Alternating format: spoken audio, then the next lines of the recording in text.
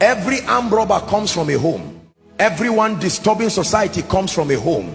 Every champion who is affecting society positively comes from a home. Family is the bedrock of every society. It's often said that charity begins at home. It is not only charity that begins at home. Anything begins at home, good or bad. Discipline begins at home. Productivity begins at home. Responsibility begins at home. Family life is very important. There is a reason why God designed family life the way it is. So the father has his role to play as far as raising a child is concerned. The Bible says, train up a child in the way he should go, not the way you want him to go. Your first assignment as a parent is to find out the blueprint of that child's destiny, then to raise that child consistent with the blueprint you have been given. Train up a child in the way he should go.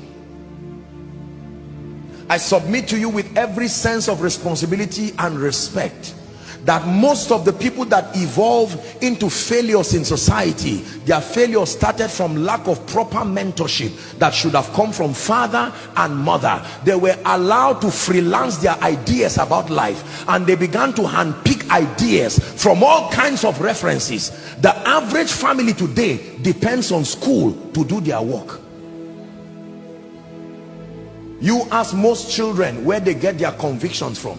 My teacher said, my teacher said, not daddy said. If you're fortunate to take your child to a good school, then it's safe for you. If not so, then there is trouble waiting for you. We must restore the order of family. Let the child start learning how to pray from home. Let the child start learning how to give from home, not by the father giving instruction. Train means lead the way. You know how a train moves? A train moves in coaches. So when the Bible says train up a child, it means do it, let him see, not just tell him to do it. Children are not good listeners, but they are good imitators. Are we blessed? Yes. When the father demonstrates priesthood, I'm glad today is Father's Day. Your children are sleeping and you get up as the priest in the family. Let your children know you serving the Lord. Let your children, let me tell you what will happen. While you are walking around the house laying hands and praying, one day your little son will follow you. He will cry and say, Daddy, I want to follow you. You will say, go and sleep. He will refuse. One day when you travel, he will go and kneel down where he has seen you kneeling down. He will be trying to pray in tongues. Blah, blah, blah, blah, blah. He doesn't know what he's doing, but you are training the child. Can I tell you this?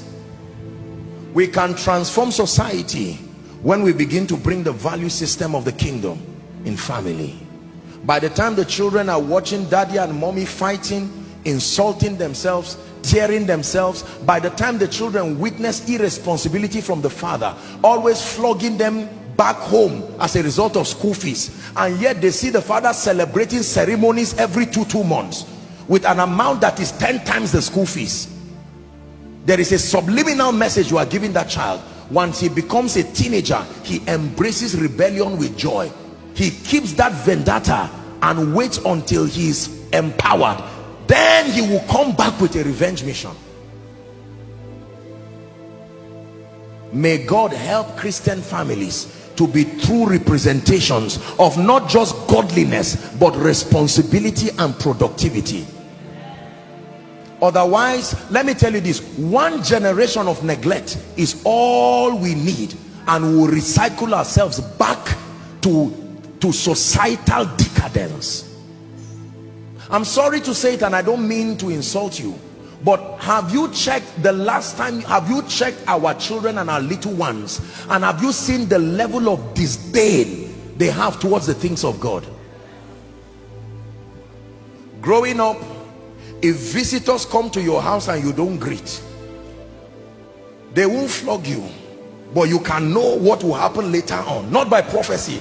There are coded looks, languages that already inform you of what is waiting by non-compliance. I'm not talking of being abusive. If they gave you money, you will thank the person and hand it over immediately. But right now they are giving you money and it's your child who is collecting it and bullying everyone.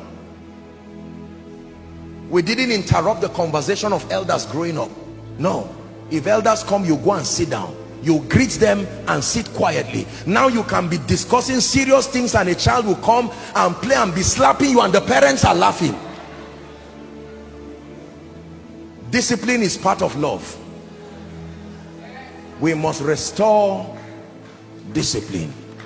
And hear me please, if for any